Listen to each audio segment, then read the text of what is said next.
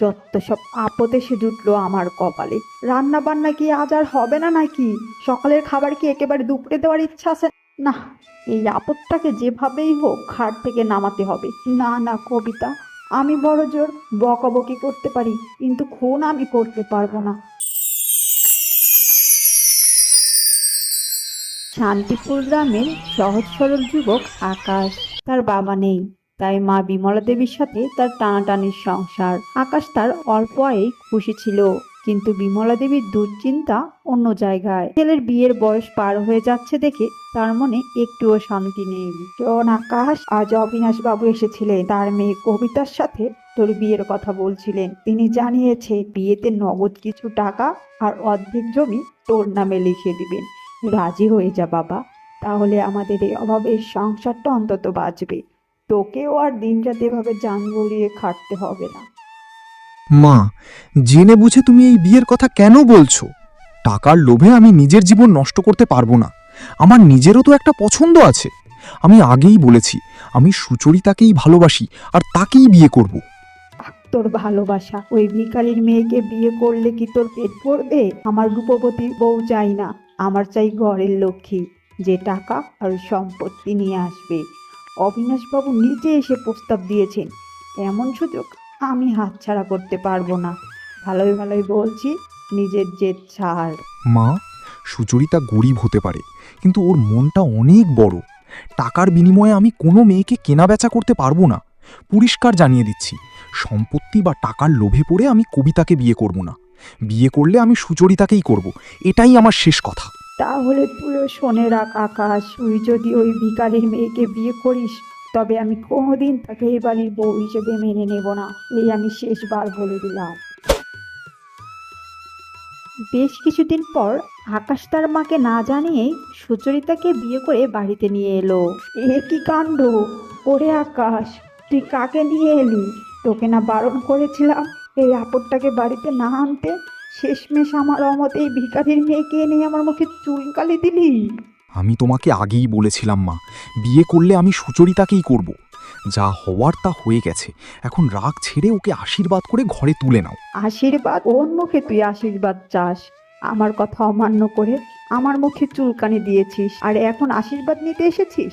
যাকে খুশি বিয়ে করেছিস সেটা তোর ব্যাপার, কিন্তু পরিষ্কার শুনে রাখ, আমি এই মেয়েকে এই বাড়ির বউ বলে মানি না, কোনোভাবেই না। বলি ও নবাব দাদি, ঠিকঠাক বাসনে কি মাজতে পারিস না?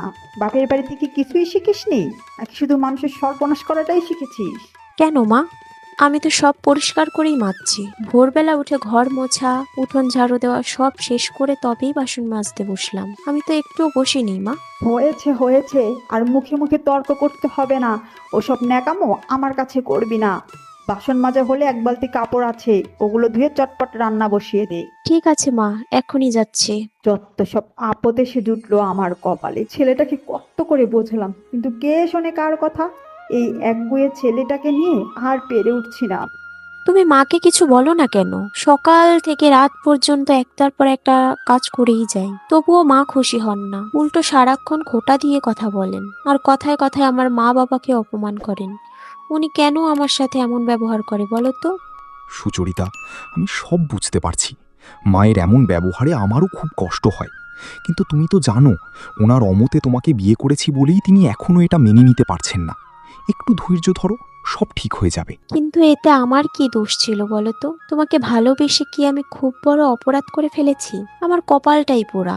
সারাদিন হাড় ভাঙা খাটুনি খাটি, তার উপর মায়ের এত কথা শুনতে হয়। কিরে সুচরিতা, রান্না বান্না কি আজ আর হবে না নাকি? বেলা তো কম হলো না, সকালের খাবার কি একেবারে দুপুরে দেওয়ার ইচ্ছা আছে নাকি তোর? হ্যাঁ মা, আসছি। সারাদিন শুধু কাজ আর কাজ। একটু যে শান্তিতে বসবো তারও উপায় নেই। বলি রান্না বান্নাটা যেন ঠিকঠাক হয়, অন্তত মুখে যেন দেওয়া যায়, আবার যেন ডাস্টবিনে ফেলে দিতে না হয়। ঠিক আছে মা। মনে রাখিস, এ বাড়িতে তুই রাজরানী হতে আসিসনি। কত আশা করে ছেলের বিয়ে ঠিক করেছিলাম, তাহলে বড় লোকের সম্পত্তির সাথে সাথে টাকাটাও আসতো। তুই এসে আমার সব আশায় জল ঢেলে দিলি। আপনি সবসময় এভাবে কেন কথা বলেন মা? আমি তো সব কাজ করছি। একটুও কি বসে আছি আমি? অন্তত একটু ভালো করে তো কথা বলতে পারেন। আস্পর্ধা তো কম না, আমার অন্য ধ্বংস করিস আবার আমার মুখে মুখে কথা বলিস। যা বলছি তাই কর, বেশি ঘ্যান ঘ্যান করবি না। এ বাড়িতে থাকতে হলে আমার কথাতেই উঠতে বসতে হবে, আর না পোষালে বাপের বাড়ির পথ ধর। ওরে বাবা রে, এটা কি রান্না করেছিস? মুখে দেওয়ারই তো কোনো জো নেই। না হয়েছে নুন, না হয়েছে ঝাল, একদম অখাদ্য। একটা রান্নাও কি ঠিকঠাক শিখিসনি? মা আমি তো খেয়েছি, সব তো ঠিকঠাকই ছিল। হ্যাঁ, তা তো হবেই, বউ রেখেছে বলে কথা। তোর কাছে তো এখন বিষ ও অমৃত লাগবে।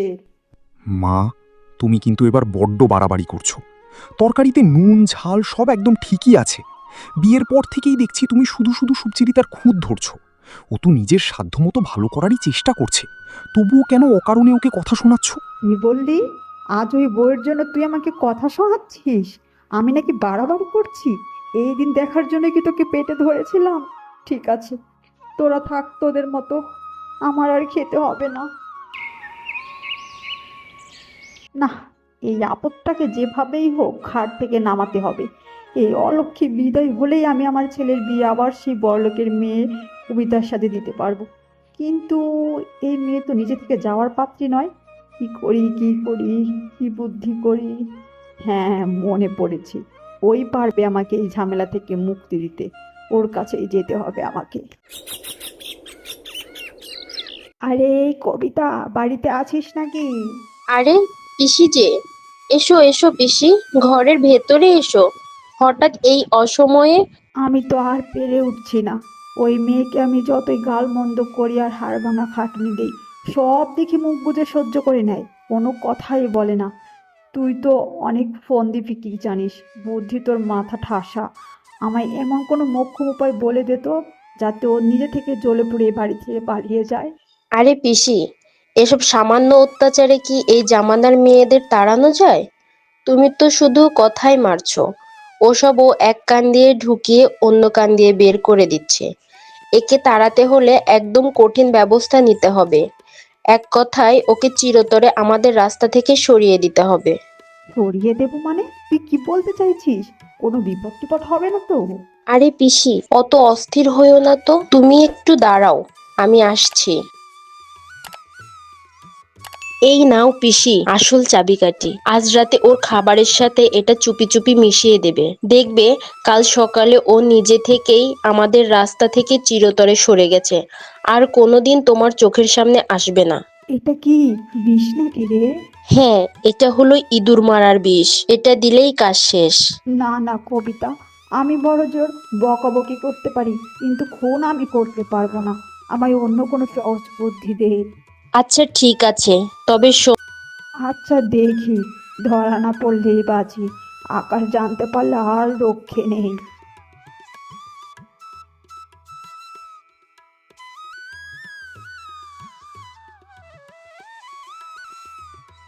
ওরে বাবা রে, মরে গেলাম রে, কেউ বাঁচাও, আমার কোমরটা গেল। আকাশ আর সুচরিতা দৌড়ে আসে, তারা বিমলা দেবীকে ধরাধরি করে বিছানায় শুইয়ে দেয়। মা রান্নাঘরের মেঝেতে এত তেল এলো থেকে, তুমি কি ভেবেছিলে আমি কিছুই বুঝবো না? তুমি পা ভাঙার ফন্দি পেতেছিলে তাই না? না বাবা, আমি আমি আসলে। মিথ্যে বলো না মা, কাল আমি তোমাকে রূপার বাড়ি যেতে দেখেছি। যার সাথে আমি জীবন কাটাবো তাকেই তুমি পঙ্গু করতে চাইলে। ঠিক আছে মা, তুমি তোমার অহংকার আর সম্পত্তি নিয়ে থাকো, আমরা আজই এ বাড়ি ছেড়ে চলে যাচ্ছি। ওরে আকাশ, যাস না বাবা, আমি বড় ভুল করে ফেলেছি, আমায় ক্ষমা করে দে বাবা। আকাশ, মাকে এই অবস্থায় ফেলে আমরা কোথায় যাব? মা যাই করুক, উনি তো আমাদের গুরুজন। মা, আমি আপনাকে নিজের মায়ের মতোই ভালোবাসি। আমায় ক্ষমা করে দে মা, তুই আসার পর থেকে তোকে কত কষ্ট দিয়েছি, এমনকি আজ তোকে মারার ষড়যন্ত্রও করেছি, আর তুই আজ আমার বিপদে পাশে দাঁড়ালি।